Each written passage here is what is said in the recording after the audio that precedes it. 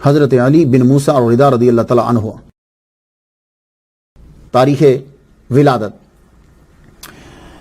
ویسے تو اختلاف کوئی نہیں تھا، لیکن یہاں جب میں علی بن موسیٰ الرضا رضی اللہ تعالیٰ عنہ کو بیان کرنے لگا تو یہاں ڈیٹ میں اختلاف ہو گیا، سمجھ نہیں آ رہی. حالانکہ جتنے یہ مشہور ہیں اور مورخ بھی بالکل گھر کے پاس بیٹھا ہوا ہے تو اختلاف ہونا نہیں چاہیے تھا، لیکن اختلاف ہوا. سال ہجری میں اختلاف ہوا، کسی نے 148 ہجری کہا، کسی نے 150 ہجری کہا، کسی نے 151 ہجری کہا، اور ابن خلقان نے 153 ہجری کہا. اور مہینے میں بھی اختلاف ہو گیا، کسی نے ذوالقعدہ کہا، کسی نے ربیع الاول کہا، کسی نے شوال کہا. پھر دن میں بھی اختلاف ہو گیا، کسی نے 6 شوال کہا، کسی نے 7 کہا، کسی نے 8 کہا، کسی نے 11 ذوالقعدہ کہا، کسی نے 12 ربیع الاول کہا.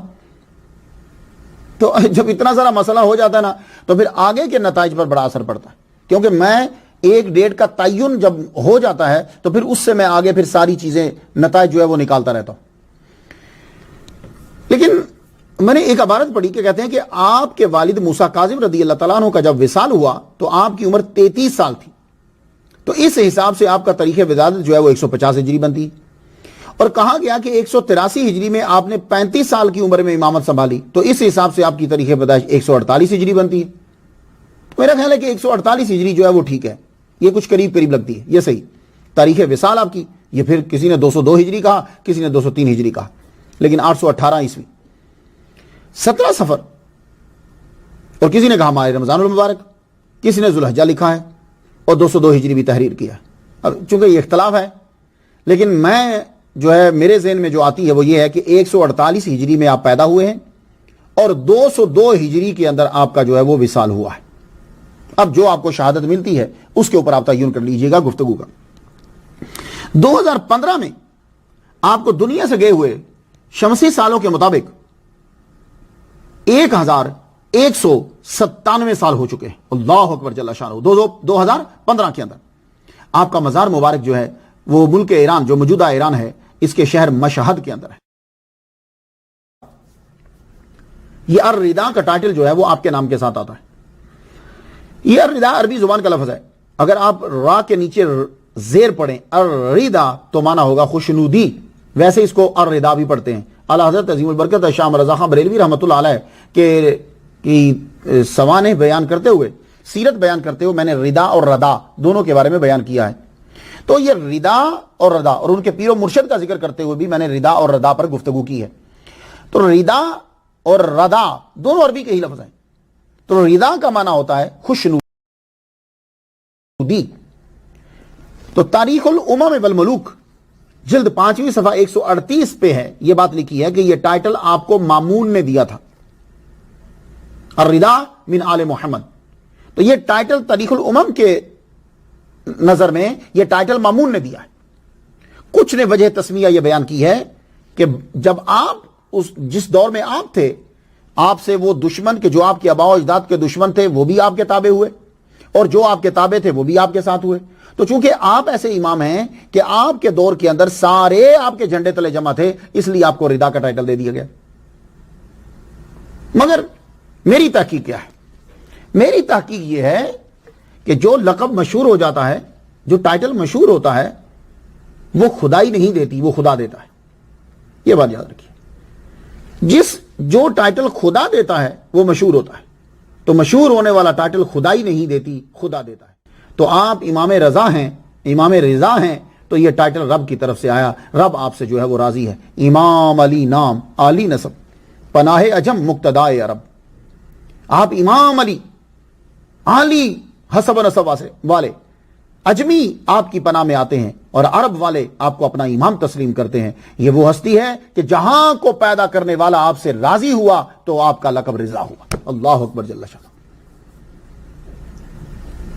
اب ولادت.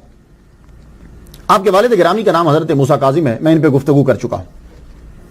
والدہ محترمہ کا نام نجمہ تکتم، اور نکاح کے بعد طاہرہ مشہور ہو گیا.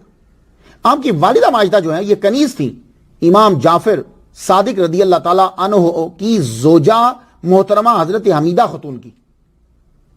کچھ بات سمجھ میں آ رہی ہے کہ آپ کی جو والدہ ہیں وہ کنیز ہیں امام جعفر صادق رضی اللہ تعالیٰ عنہ کی زوجہ محترمہ حضرت حمیدہ خاتون کی کنیز تھی. اب یہاں ایک اہم مسئلہ پیدا ہو گیا. اس مسئلے کو میں نے رات تراویح کے درس کے بعد بھی لوگوں کو بیان کیا ہے اور میں یہ چاہتا ہوں کہ میں جو آپ لوگ سن رہے ہو اماموں کا صدقہ یہ مسئلہ بھی حل ہو جائے. یہ مسئلہ بڑا اہم اور امپورٹنٹ ہے. خاص طور پر اس سوال کا سامنا اور مسئلہ کا سامنا ان لوگوں کو ہے جو یورپ میں ہے اور امریکہ کے اندر ہے. یورپ اور امریکہ کے پڑھے لکھے لوگ اس ٹاپک کو بڑے شد و مد سے جو ہے وہ بیان کرتے ہیں اور ہم پر اعتراض تھوپ دیتے ہیں کہ غلامی کو اسلام نے مٹایا نہیں پھیلایا ہے. کچھ سنا آپ نے؟ اور یورپ کے لوگوں کو بڑا سامنا ہے اور امریکہ کے لوگوں کو بھی. تو میں اماموں کا صدقہ آپ کو یہ بات دینا چاہتا ہوں اور امید کرتا ہوں کہ آپ لوگ یاد کر لیں گے کہ بھائی جو یورپ کے پڑھے لکھے لوگ، جو امریکہ کے پڑھے لکھے لوگ یہ کہتے ہیں کہ مسلمانوں نے، اسلام نے غلامی کو مٹایا نہیں پھیلایا ہے، وہ کہاں تک سچ ہے؟ اب وہ اعتراض کیسے کرتے؟ کہتے ہیں امام زین العابدین کی والدہ جنگ میں آئیں، موسیٰ کاظم کی والدہ کنیز بربر قبیلے کی، علی بن موسیٰ رضا کی والدہ کنیز، محمد بن علی بن موسیٰ کی والدہ ام فضل کی کنیز. تو کہتے ہیں کہ یہ جو کنیزوں کا استعمال ہے یہ کیا ہے؟ تو ہمارے بھی مسلمان کہ جن کا نالج کوئی نہیں ہے وہ اپنا سر یوں جھکا دیتے ہیں، بجائے اس کے کہ وہ ڈٹ کے جواب دیں وہ اپنا سر نیچے جھکا دیتے ہیں.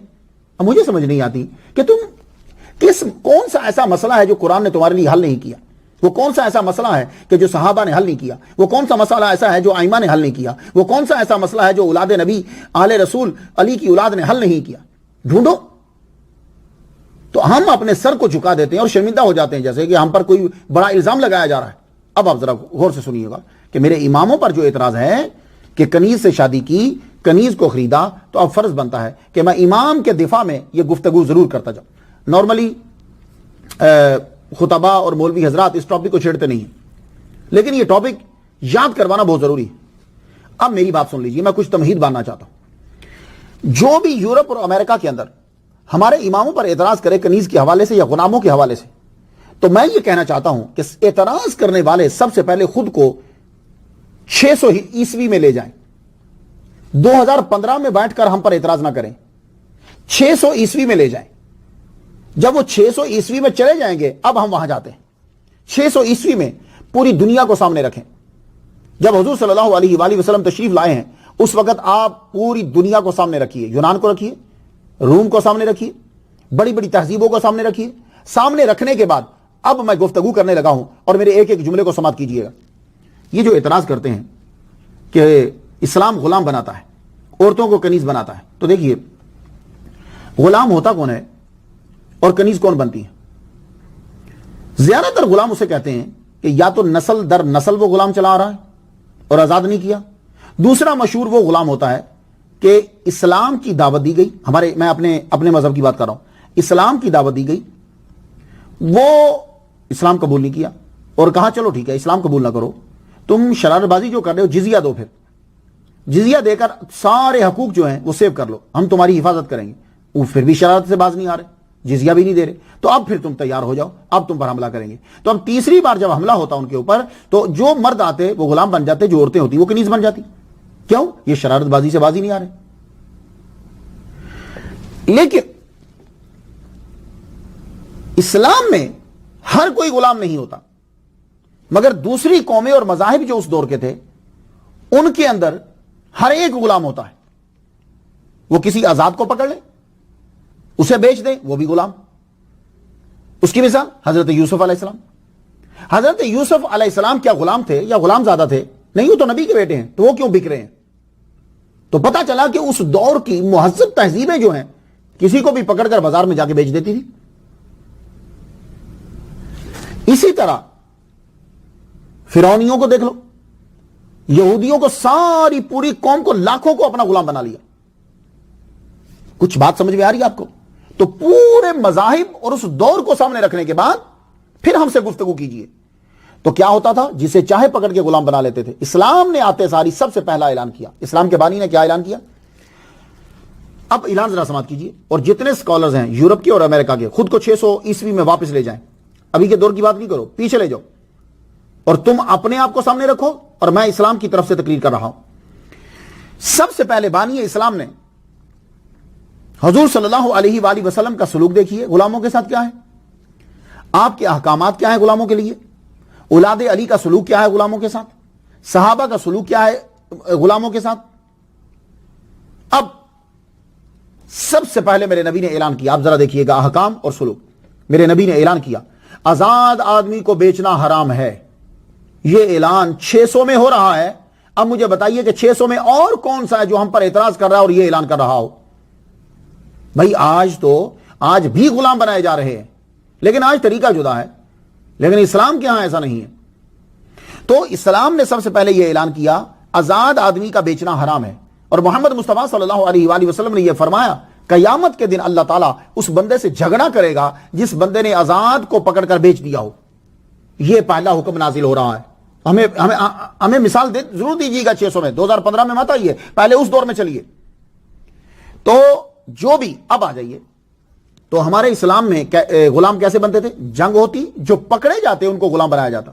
لیکن اس میں بھی پھر اختیار ہوتا کہ تم غلام بدلے میں لے کے چھوڑ دو، معاوضہ لے کے چھوڑ دو، یا احسان کر کے تم چھوڑ دو. اب آپ دیکھیے غزوہ بدر کے اندر کیا ہوا. قیدی پکڑے گئے تھے نا، تو اس دور کے اندر جو جنگ میں قیدی پکڑے جاتے تھے ساری قومیں غلام بناتی تھی کہ نہیں؟ سارے قبیلے غلام بناتے تھے کہ نہیں؟ اب ہمارے نبی نے جو پہلی جنگ ہوئی، پہلے جو قیدی آئے، اب چاہیے یہ تھا کہ سارے قتل کر دیے جاتے، غلام بنا لیے جاتے؟ نہیں، ان کو بٹھا کر روٹی کھلائی گئی. لوگ قیدیوں کو دیکھو، یہ غلاموں کے ساتھ کیا سلوک ہو رہا ہے. ان کو روٹی کھلائی گئی. آپ کہیں گے روٹی تو سارے کھلاتے ہیں. نہیں، اس دور میں روٹی امیر آدمی کھاتا تھا، غریب آدمی کھجوریں کھاتا تھا. روٹی کھلائی گئی، سب کی رسیاں کھول دی گئیں. پھر اب کہا گیا کہ تم بچوں کو پڑھاؤ، ٹھیک ہے، یا فدیہ دو تو تم چھوٹ جاؤ. یہ اعلان ہو رہا ہے. اور قرآن مجید میں اب دیکھ لیجئے کیا ہوتا ہے. اب یہ مثالیں ہمیں دیجئے پہلے، پھر اعتراض کیجئے. اسلام ایک دم آ کر غلامی کو ختم نہیں کر سکتا تھا. کیوں؟ اس لیے کہ ہمارے بندے پکڑے ہوئے ہیں، وہ ہماری عورتوں کو پکڑ کے لے جاتے ہیں اور ساری جگہوں پر غلامیت چل رہی ہے. اب ان غلاموں کو ٹھیک کیسے کریں گے؟ ان غلاموں کے حقوق کو تبھی لائیں گے جب ہم غلام رکھیں اور ان غلاموں کو سکھائیں، غلاموں کو قوانین بتلائیں، غلاموں سے اچھا سلوک کریں. تو وہ غلام پھر جا کر دنیا کو بتائیں گے، دوسرے لوگوں کو، کہ دیکھو یہ ہے مذہب کہ جہاں غلامیت کا کوئی تصور ہی کچھ ڈیفرنٹ سا ہے. اب آ جائیے، قرآن مجید نے سب سے پہلے یہ کہا کہ غلام زیادہ سے زیادہ نکالو، لاؤ نہیں، نکالو. اب نکالنے کے مختلف بہانے رکھ دیے. وہ کیسے؟ اب سنیے. سب سے پہلے قرآن مجید کا ایک نعرہ یہ بھی ہے، وَلَا عَبْدٌ مُؤْمِنٌ خَيْرٌ مِّن مُشْرِكٍ. تصور یہ ہوتا ہے کہ غلام ایک گھٹیا چیز ہے. نہ، غلام نے اگر اللہ تعالیٰ کی اطاعت قبول کر لی ہے، اس نے لا الہ الا اللہ محمد رسول اللہ پڑھ لیا ہے، تو وہ اس مشرک سے عظیم تر ہے. خواہ وہ مشرک خوبصورت ہو، امیر ہو، بڑا اچھا ہو، خاندان والا ہو، لیکن وہ اس غلام سے کبھی بھی بہتر نہیں ہوگا جس غلام نے کلمہ پڑھ لیا ہے. اب بڑی بات ہے بھائی کہ غلاموں کا ایک مقام بنا دیا گیا، ایک مقام بن گیا غلاموں کا.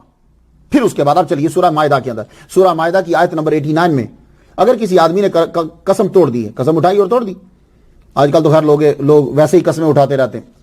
گنبد خضرا کی قسم اٹھا دی، دوسری قسم اٹھا دی. قسمیں عام ہو گئی. جب سے آدمی سعودی عرب سے واپس آیا نا، وہ قسم کو کچھ سمجھتا نہیں. لیکن آپ یاد رکھیے گا، واللہ باللہ تاللہ، کسی نے جھوٹی قسم اٹھا دی یہ لفظ کہہ کر، تو اب کیا ہے؟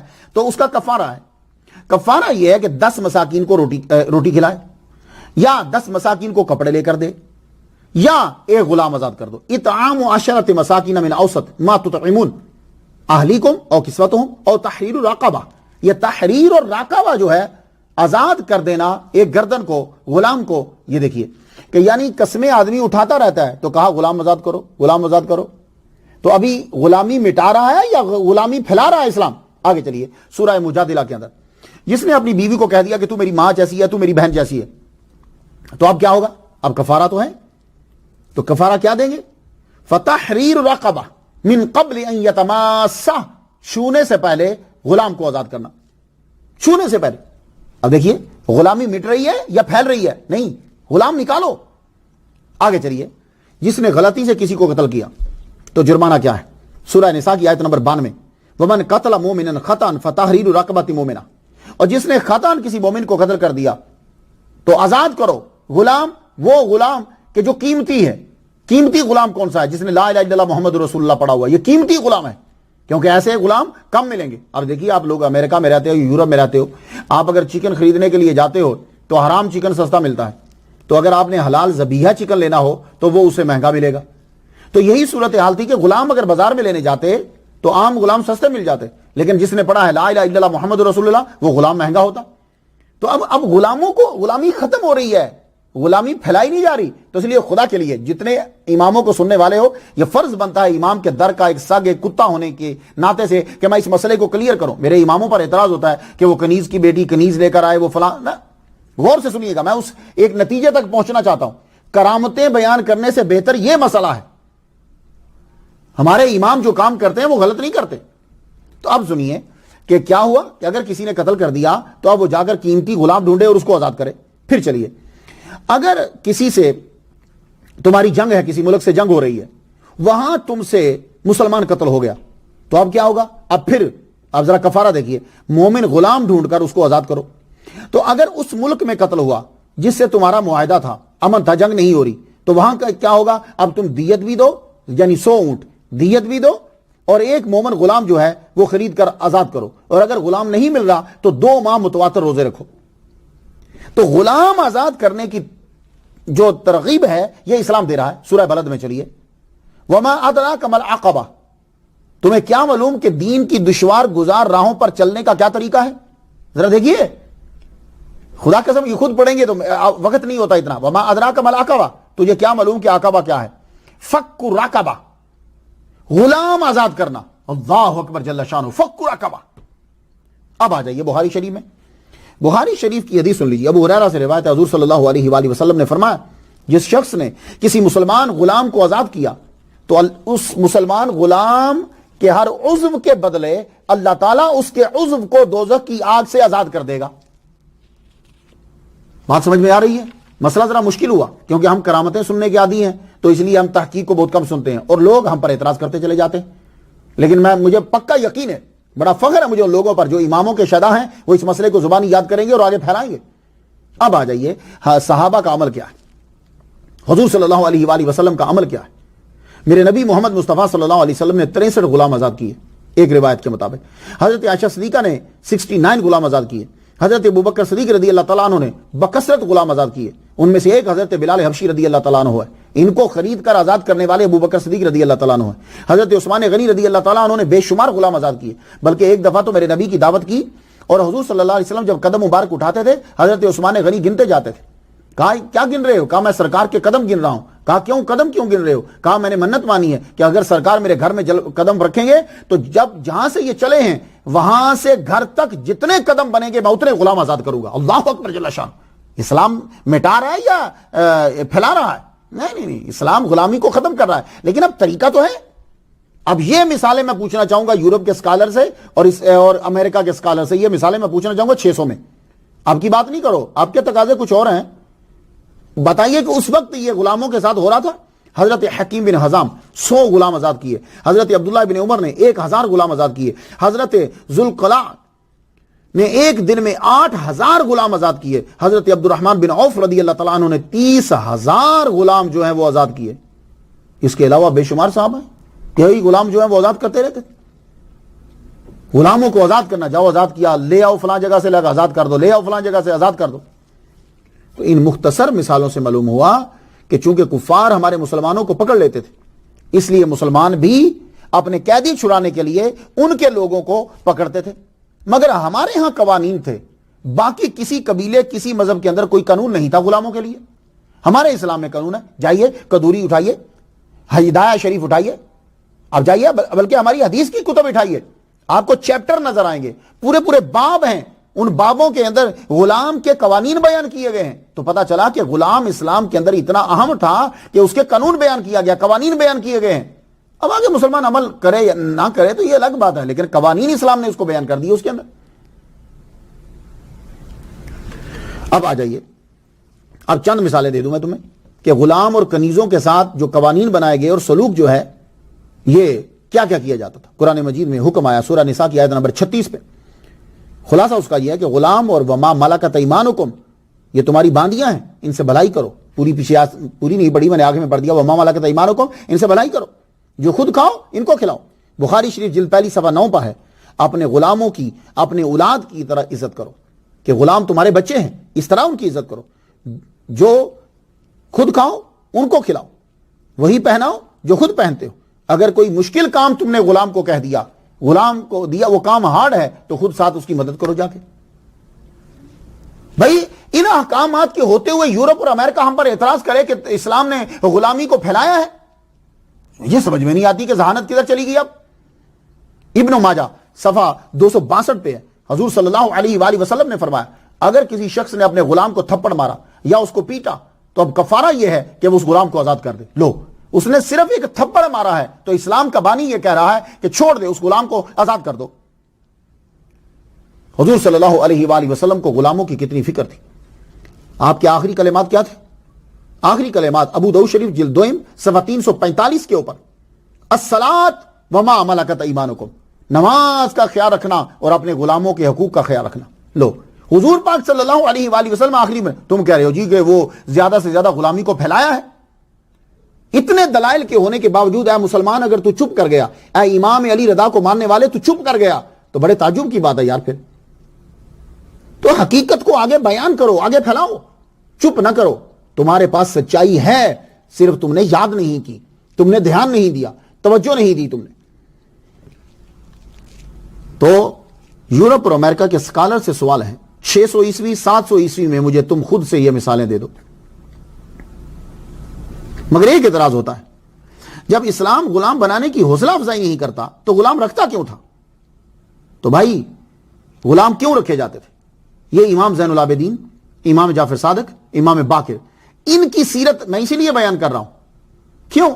بڑے ٹاپ کی ایک چیز مجھے ان کی زندگی کے اندر, ویسے تو ماشاءاللہ ان کی ہر لمحہ ان کا زبردست ہے, لیکن ہر دور کے اندر کوئی نہ کوئی چیز ملتی جاتی ہے.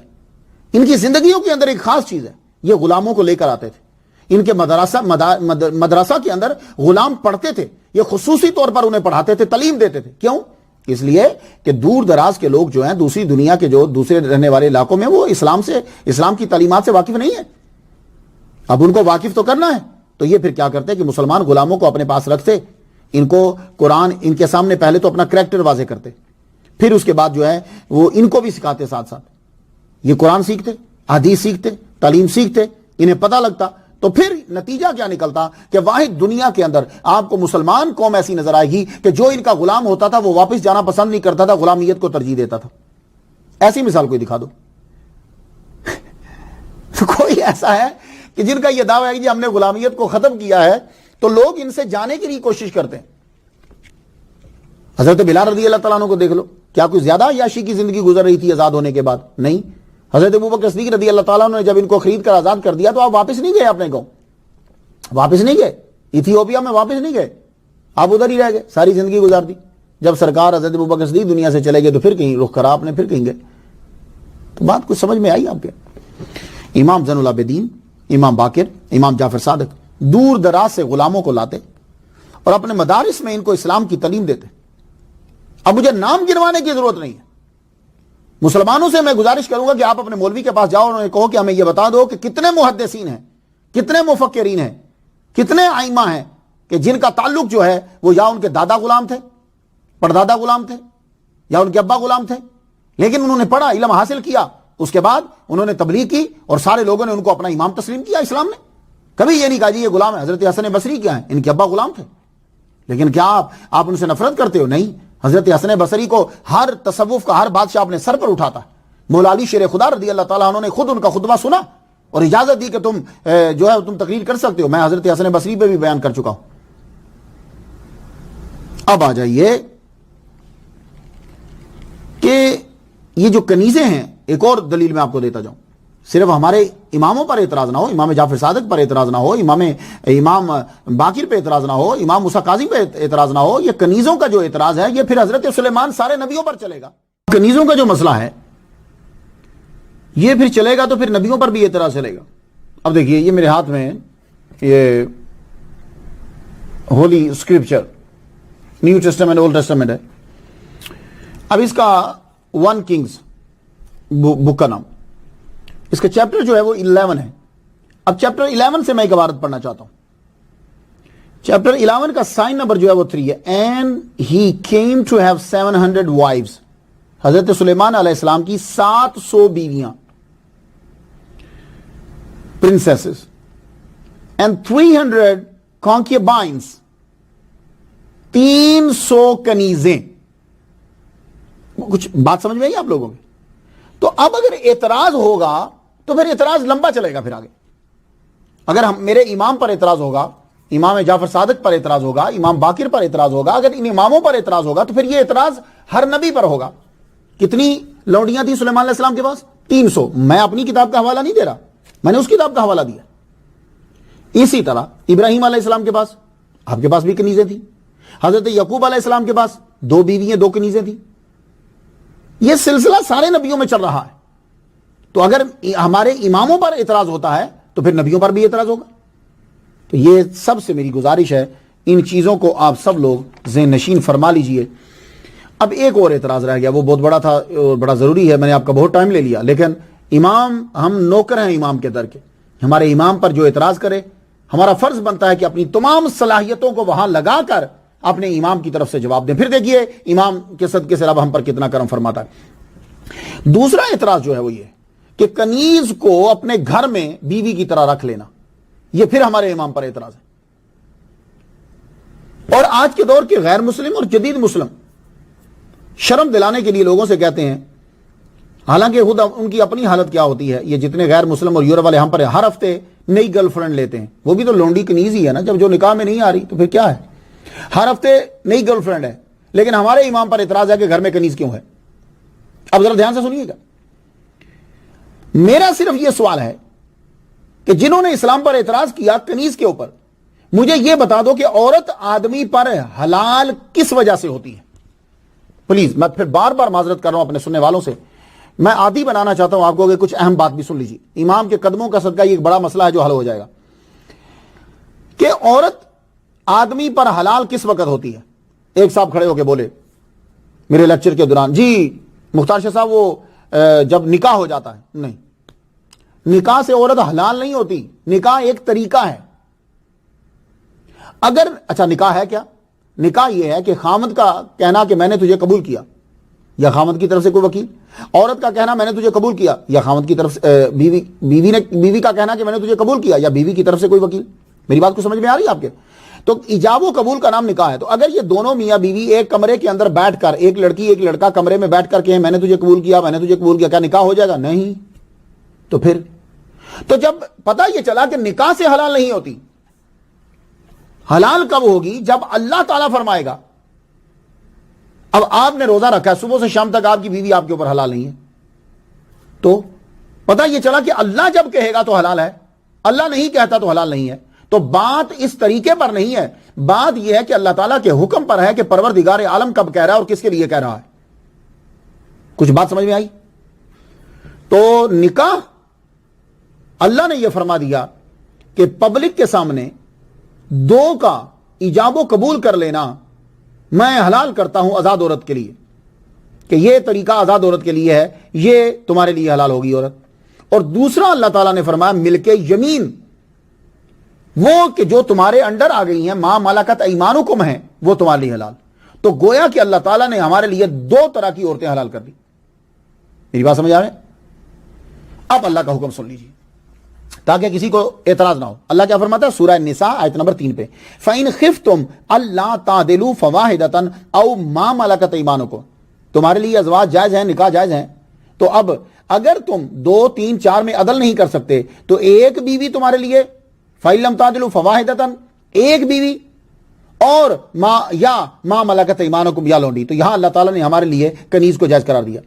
سورہ احزاب کی آیت نمبر 50 پہ اللہ نے فرمایا یا ایھا النبی انا احللنا لک ازواجک اللاتی آتیت اجورہن وما ملکت یمینک مما عفا اللہ علیک. تو یہاں اللہ تعالیٰ نے حلال کیا, اللہ فرماتا ہم حلال کرتے ہیں نبی تمہارے لیے بیویوں کو حلال کیا جن کا آپ مہر ادا کر چکے ہو, اور آپ کی باندیوں کو آپ پر حلال کر دیا جو اللہ نے آپ کو مال غنیمت کے ذریعے دی. کچھ سمجھ میں آ گیا؟ تو کنیز پر اعتراض مت کرنا, یہ اللہ تعالیٰ نے حلال کی ہے. تو ہم لوگ جو ہیں اگر سچے مسلمان ہیں تو ہم قرآن مجید کو مانتے ہیں, دوسروں کے لا کو مانتے نہیں ہیں کہ ہر سیٹرڈے کو ایک نئی گرل فرینڈ لے لینا جائز ہے, اور اگر کسی نے کنیز رکھ لی تو ہمارے اماموں پر اعتراض ہو گیا. تو اماموں نے غلامیت کو ختم کیا, ان کو گھر میں رکھ کر تعلیم دی اور معاشرے میں اعلیٰ مقام دلوایا. اور اب جب پوری دنیا نے جب یہ طے کر لیا کہ ہم کسی کو غلام نہیں بنائیں گے تو ہم نے کہا ٹھیک ہے, ہم تو پہلے ہی کہہ رہے ہیں کہ غلام نہیں ہونا چاہیے. 8वें ताजदार विलायत व वलायत हजरत अली बिन मूसा रिदा की वालिदा कनीज हैं।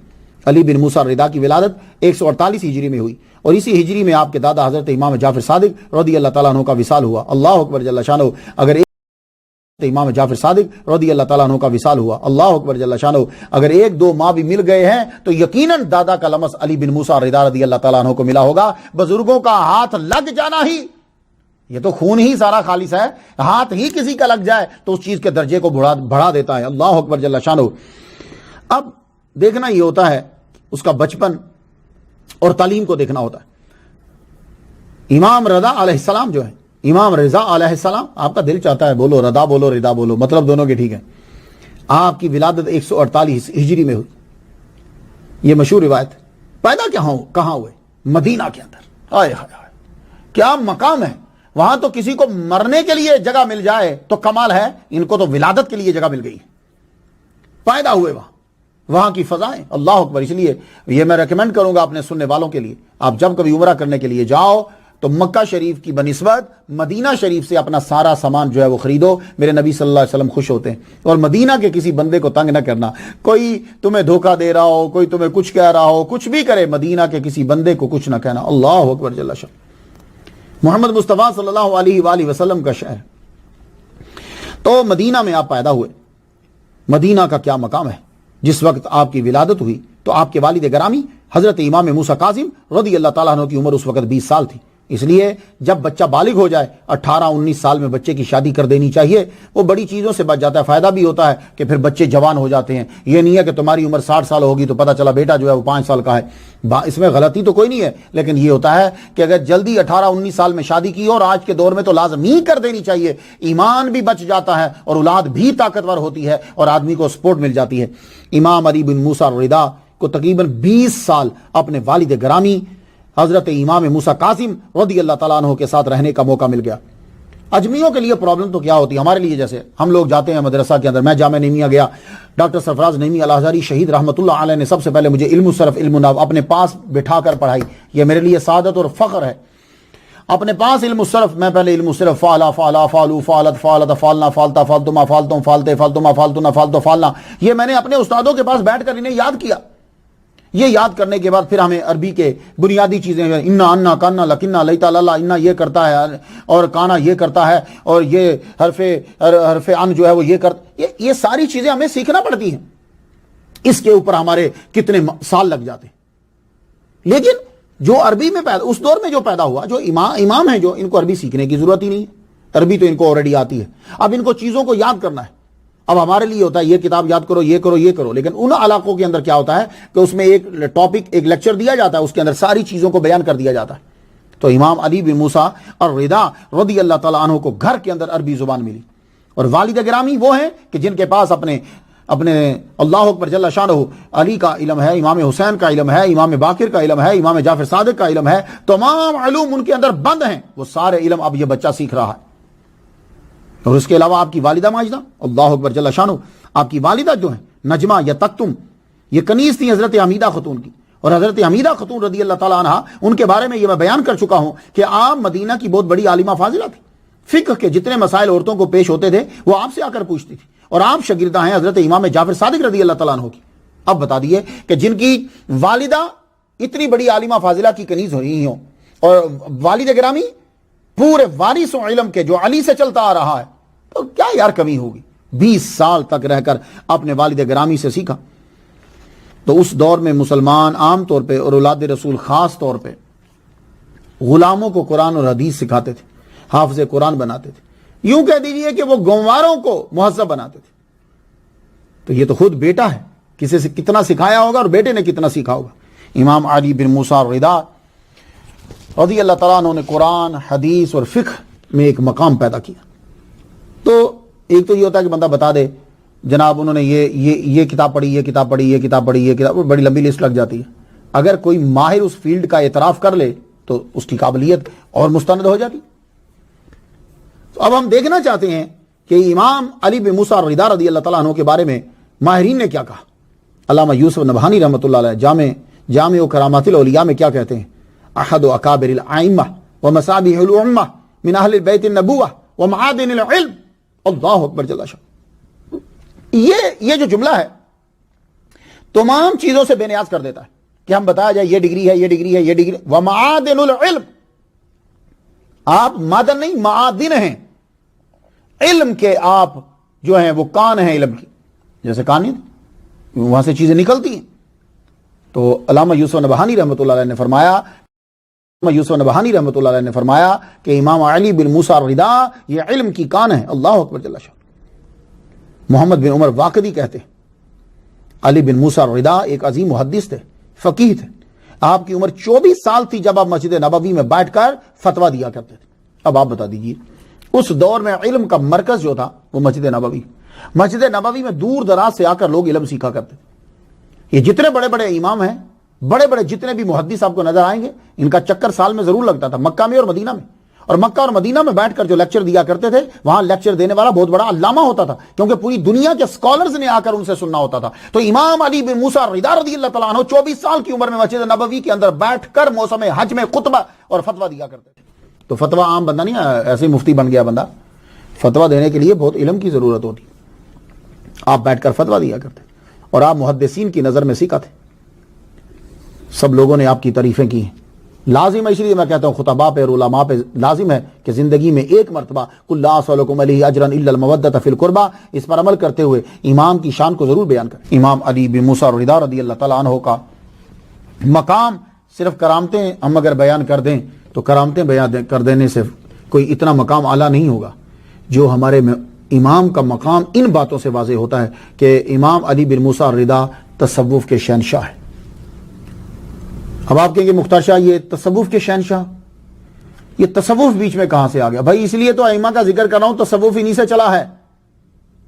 تصوف کی جو چیز تمہیں چاہیے وہ ان کے پاس موجود ہے، اس لیے تو ان کا ذکر کیا ہے۔ انہی سے تو آگے یہ اولیاء کرام چلے ہیں، ان کے سارے سلاسل انہی سے تو چلے ہیں۔ تو علی بن موسیٰ الرضا رضی اللہ تعالیٰ عنہ آپ نے مدینہ میں کافی زندگی گزاری، بلکہ کہہ دیجئے کہ زیادہ زندگی گزاری ہے۔ آپ کا طریقہ جدا تھا، غلاموں کو تعلیم دینی، گنواروں کو بادشاہ بنانا۔ گنوار، یہ جملہ سنیے، گنواروں کو بادشاہ بنانا۔ آج تک گنوار جو ہیں وہ برطانیہ کی ملکہ کی عزت کرتے ہیں کیونکہ اس خاندان نے ان کو باہر نکالا۔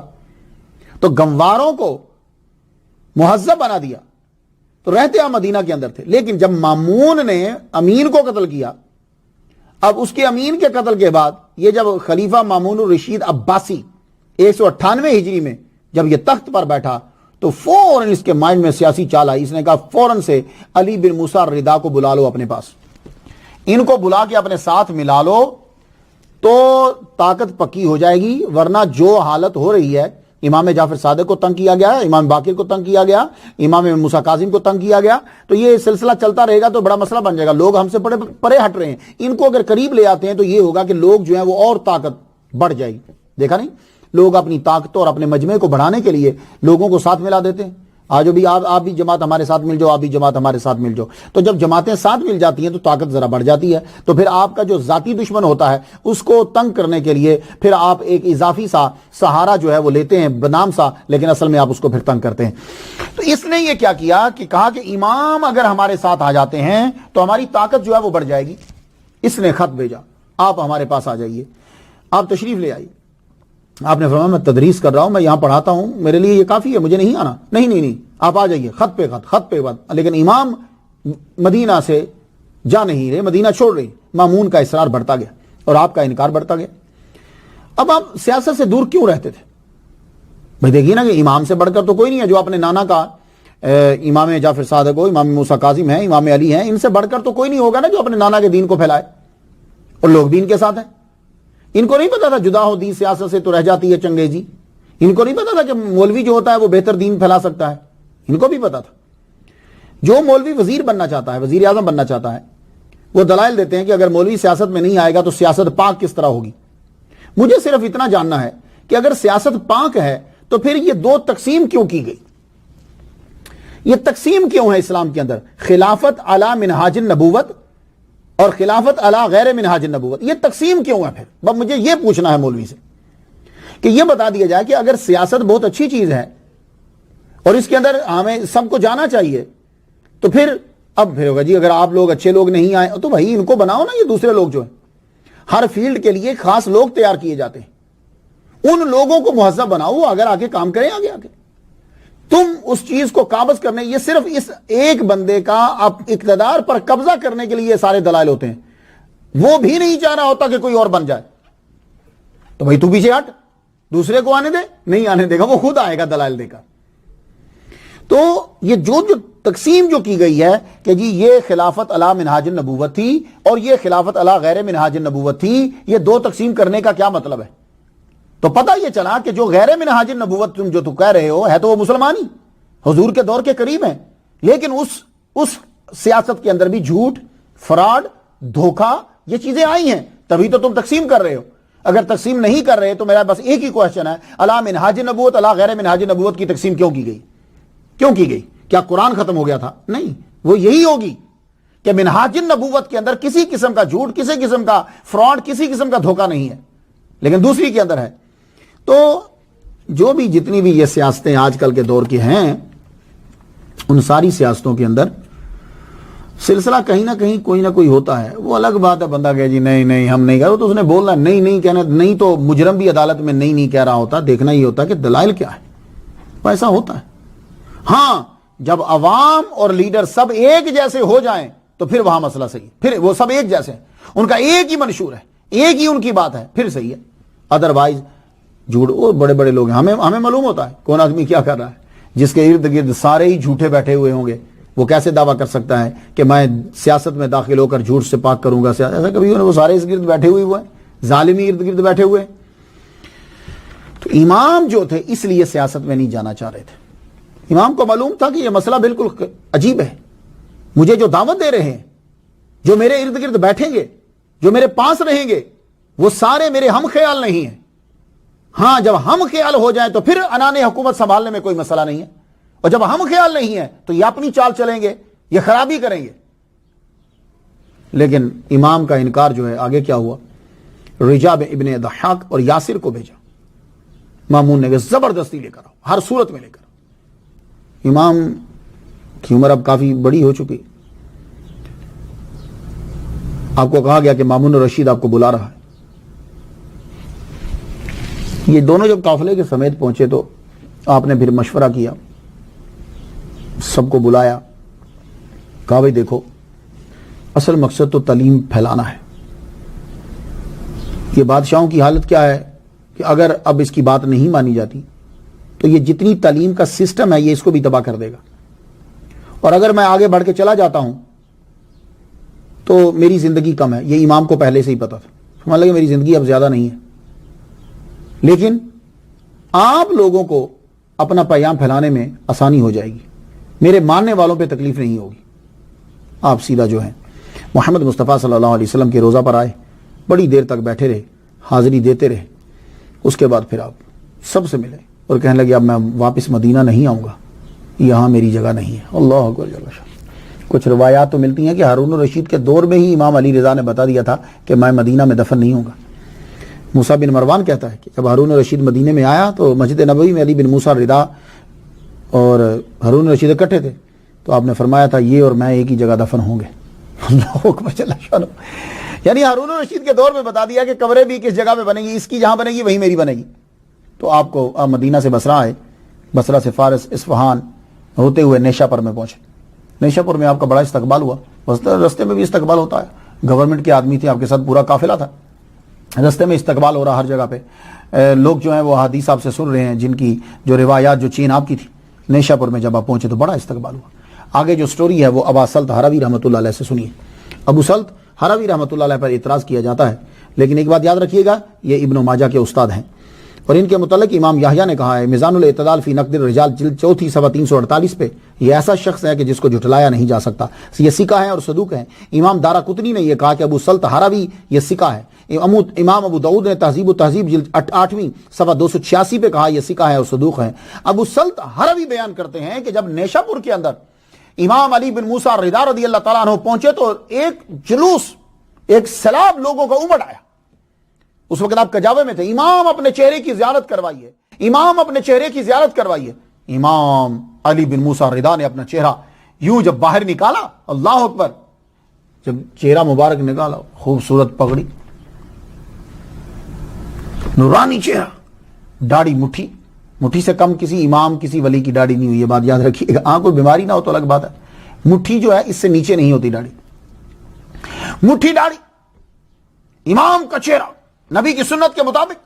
अल्लाह अकबर जल्ला शानो। लोग तो दीवाने हो गए। बस बिल्कुल मुझे यूं लगता है, जैसे मैं इराक के अंदर जाता हूं तो मुझे यूं लगता है कि जैसे मिस्र के अंदर हजरत यूसुफ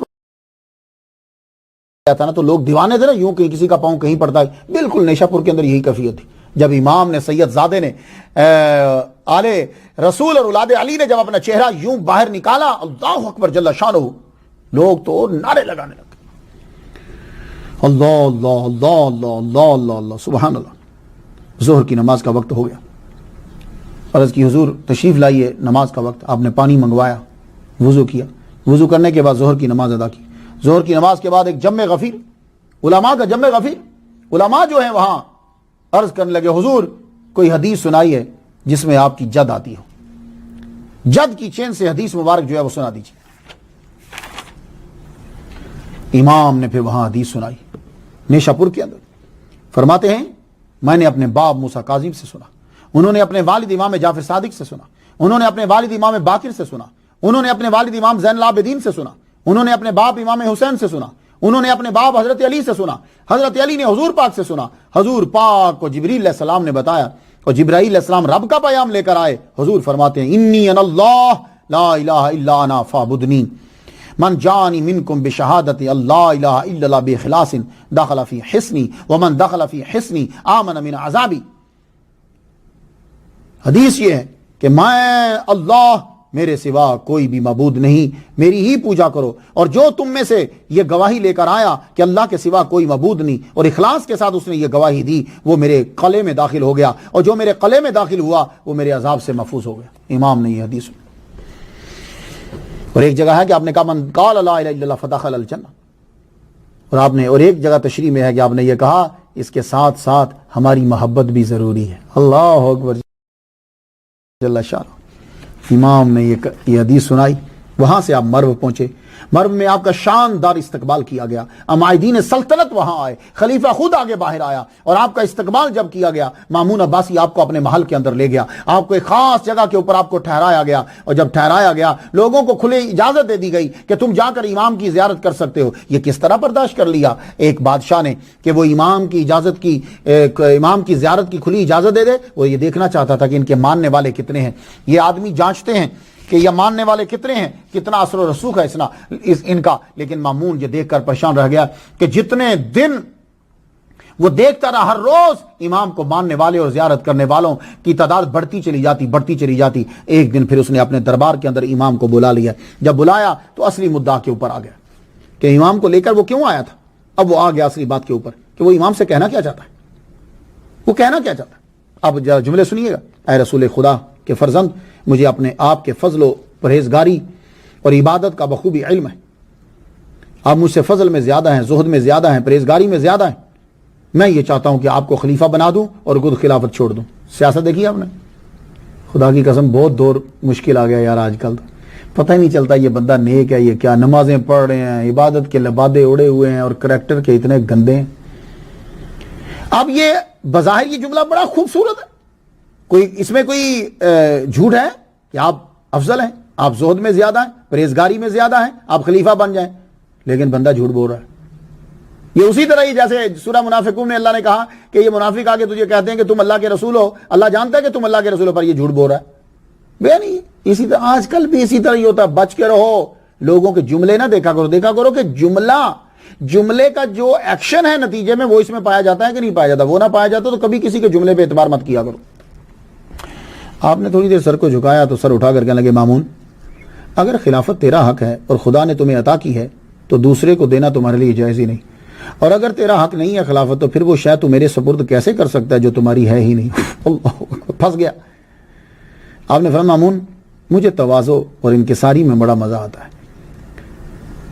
मैं बादशाह खलीफा मैं नहीं बनना चाहता, मुझे इस सियासत में दाखिल नहीं होना। तो ये बात याद रख लीजिए। कुछ लोग मेरी बात से इख्तलाफ करेंगे, जी नेक लोग अगर खिलाफत सियासत में नहीं आएंगे तो फिर तो बड़े बुरे आ रहे हैं। ये जो तुम्हें नेक नजर आ रहे हैं ना, जो सियासत में जा रहे हैं, इनको जा लेने दो, फिर देखना। क्यों? इसलिए कि तुम्हें پورا سیٹ اپ صحیح کرنا ہے. یہ بات آپ سمجھ رہے ہیں؟ اب سارا نیچے کیچڑ ہو, اس میں تم گلاب کا پھول رکھ دو. گلاب کے پھول کی خوشبو پر کسی کو اعتراض نہیں ہے, گلاب کے پھول کے نظام پر کسی کو اعتراض نہیں ہے, گلاب کے پھول کی خوبصورتی پر کسی کو اعتراض نہیں ہے. اعتراض یہ ہے کہ گلاب کا پھول بھی چند دن گلاب کا پھول نہیں رہے گا, کیونکہ جس پہ اوپر تم نے جا کے رکھ دیا ہے وہ سارا گند ہے. اس لیے میں اس نقطہ نظر سے کہہ رہا ہوں. یہ بات آپ سمجھ میں آئی؟ ہاں. تو باقی وہ بندہ جو ہے وہ طریقے, وہ ذرائع استعمال کر رہا ہے کہ وہ سیٹ پر پہنچنا چاہتا ہے, کسی نہ کسی طرح پہنچ جاؤں میں. وہ آگے دیکھی جائے گی, تاریخ میں ایک دفعہ نام تو لکھا جائے. یہ بات اس کے لیے وہ ہر چیز استعمال کرتا ہے, اور یہ اس کا ضمیر جان رہا ہوتا ہے کہ وہ اپنے دین کے ساتھ اور اپنی چیزوں کے ساتھ, اپنی زندگی کے ساتھ کتنا بڑا دھوکہ کر رہا ہے. وہ یہ اس کا ضمیر جانتا ہے. تو جب مامون الرشید یہ جانتا تھا کہ وہ کیا جھوٹ بول رہا ہے, کیا کر رہا ہے, لیکن امام جو ہیں اسے سیاست میں نہیں آ رہے, اور امام کو بھی پتا ہے کہ یہ سارا عملہ کون سا ہے. پھر اب دوسرا پینترا چینج کیا. ٹھیک ہے, آپ اگر خلافت قبول نہیں کرتے, خلیفہ بادشاہ نہیں بنتے, تو آپ میرے ولی عہد بن جائیے. اب نے تھوڑی دیر سوچا, آپ کو اللہ تعالیٰ کی طرف سے الہام ہوا. ولی عہد اسے کہتے ہیں کہ جو بادشاہ کے مرنے کے بعد بادشاہ بنتا ہے. آپ کی زندگی ہی بہت کم ہے. یہ امام کو پہلے سے پتا تھا. آپ نے فرمایا ٹھیک ہے, ولی عہد ہی قبول ہے مجھے. کیوں؟ ولی عہد اسے کہتے ہیں کہ مرنے کے بعد جو بادشاہ بنے, تو آپ کو تو بادشاہ بننا ہی نہیں ہے. آپ نے فرمایا ٹھیک ہے, ولی عہد ہی قبول, کیونکہ آپ کو زندہ ہی نہیں رہنا تھا. فوراً دربار سجا دیا گیا. آپ دربار جب سجا دیا گیا, جمعرات کا دن مقرر کیا گیا, تمام فوج اور عمائدین کو دعوت دی گئی. ایک سال کی اضافی تنخواہ دے دی گئی. عباسیوں کا پرچم کالے رنگ کا تھا, اتار کر سبز پرچم لہرا دیا گیا. یہ جو دعوت اسلامی کا پرچم ہے, دعوت اسلامی کی جو پگڑی کا رنگ ہے, یہ کلر تھا اماموں کا. امام علی بن موسیٰ رضا, اصل میں یہ ہاشمیوں کا کلر سبز ہے. تو دعوت اسلامی مولانا الیاس قادری صاحب نے جو کلر اپنایا ہے, یہ ہاشمیوں کا کلر تھا. تو عباسیوں نے کالا پرچم اتار دیا. عباسیوں کی فوج جو دربار میں خاص لوگ آتے تھے, کالا لباس پہن کر آتے تھے. فوراً حکم دیا گیا کہ کالا لباس اتار کر سبز لباس پہنو. وردیاں سبز, پرچم سبز. تو یہ سبز رنگ جو ہے ہاشمیوں کا لباس تھا, اور یہ آپ کے خاندان میں چلا آ رہا تھا. تو امام علی بن موسیٰ الرضا رضی اللہ تعالیٰ عنہ کی جب بایعت لے لی گئی ولی عہدی کی, تو فوراً آرڈر ہوا کہ عباسیوں کا کالا پرچم اتار دیا جائے, سبز پرچم لہرا دیا جائے, اور لباس جو ہے وہ سبز کر دیا جائے, کالا لباس جو ہے وہ اتار دیا جائے. تاریخ ابن خلدون میں یوں ہے کہ مامون الرشید عباسی نے جب علی بن موسیٰ الرضا کی ولی عہدی کی بایعت لی, تو مامون نے کہا الرضا من آل محمد, یہ ٹوٹل, اور آرڈر دیا کہ گورنمنٹ کے جتنے پیسے چھپیں گے ان پیسوں کے اوپر علی بن موسیٰ الرضا کا نام ضرور ہوگا. تو وہ نام کا ٹھپا لگتا تھا. 202 ہجری میں سفر مدائن کے دوران اور اثناء راہ سفر خلیفہ مامون نے اپنی بیٹی ام حبیب کا نکاح بھی کر دیا. 202 ہجری میں نکاح کیا. احمد ترابی نے لکھا ہے کہ نکاح تو کر دیا مگر رخصتی نہیں کی. آپ کے بھائی ابراہیم بن موسیٰ کو امیر الحجاج بنا دیا اور یمن کا گورنر بنا دیا. 4 سال ہی گزرے ہوں گے بس, 4 سال. آپ نے مامون کے ساتھ 4 سال کا عرصہ گزارا ہوگا کہ 818 عیسوی آ گئی. بقول ابن جریر طبری, ابن اسیر اور شمس الدین ابن خلقان شافعی اور ابن جوزی حنبلی اور ابو الفدا شافعی ابن کثیر نے لکھا ہے کہ آپ نے زیادہ انگور کھا لیے, اور زیادہ انگور کھانے کی وجہ سے آپ کی شہادت ہو گئی. ان سب لوگوں نے تقریباً وہی, لیکن مجھے ایک روایت ملی ہے کہ ان انگوروں کے اندر جو ہے وہ آپ کو زہر دے دیا گیا. اور زہر کی وجہ سے یہ بات بھی کچھ کرینے قیاس لگتی ہے, کیونکہ یہ خاندان جو ہے اماموں سے پیار کرنے والا تو ہے ہی نہیں. اور پھر خاندان جب بادشاہ ہو, اور پھر اس کو جس خاندان کے ساتھ بہت زیادہ ڈر ہو, اور پھر اس بندے کی بہت زیادہ منتا ہو, تو کیسے ہو سکتا ہے کہ اس کو زیادہ دیر زندہ رکھا جائے. تو آپ کو زہر جو دے دیا, زہریلے انگور آپ کو کھلا دیے گئے اور آپ کی شہادت ہوئی. مامون صرف دنیا کو یہ بتانا چاہتا تھا کہ آل رسول میرے ساتھ ہیں. جب مقصد پورا ہو گیا تو ختم کروا دیا, کیونکہ خلیفہ سے زیادہ لوگ آپ کے آستانے پہ حاضری دیتے تھے. خاص طور پر محرم میں بہت رش رہتا.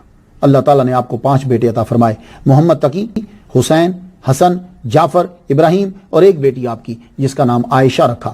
جس وقت مامون الرشید طوس میں پہنچا تو امام علی بن موسیٰ الرضا رضی اللہ تعالیٰ عنہ کا وصال ہو گیا. تو اس میں اب جس کا نام